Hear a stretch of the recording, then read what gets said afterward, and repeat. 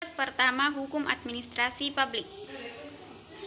Perkenalkan, saya atas nama Yuriska Wanti, NPM 09105804191005, kelas B semester 6, Prodi Ilmu Administrasi Publik. Banyak para ahli mendefinisikan hukum administrasi negara, salah satunya 1.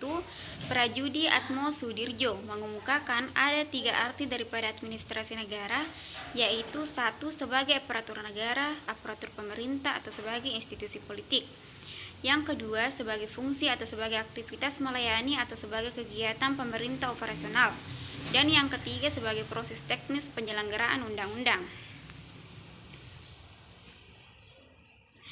Yang kedua, menurut E. Utrecht mengemukakan bahwa hukum administrasi negara atau hukum pemerintahan adalah hukum yang menguji hubungan hukum istimewa yang bila diadakan akan memungkinkan para pejabat administrasi negara melakukan tugas mereka yang khusus.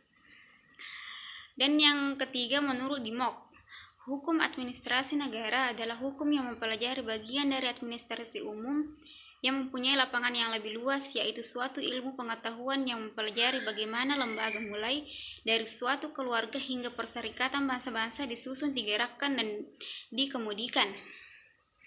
Yang keempat, menurut Oppenheim mengemukakan bahwa hukum administrasi negara adalah suatu gabungan ketentuan-ketentuan yang mengikat badan-badan yang tinggi maupun rendah apabila badan-badan itu menggunakan wewenang yang telah diberikan kepadanya oleh hukum tata negara. Kelima, menurut J.H.P. Beltefroid mengatakan hukum administrasi negara adalah seluruh aturan yang mengatur bagaimana alat dan bahan pemerintahan hendak memenuhi tugasnya. Logeman mengatakan hukum administrasi negara adalah seperangkat norma-norma yang berhubungan dengan pejabat administrasi negara melakukan tugasnya dengan cara khusus. Yang keenam, menurut Bakhsan Mustafa, suatu gabungan jabatan-jabatan yang dibentuk dan disusun secara bertingkat sertakan tugas dalam melakukan sebagian-sebagian pekerjaan pemerintah dalam arti luas yang tidak diserahkan pada badan-badan pembuat undang-undang dan badan kehakiman.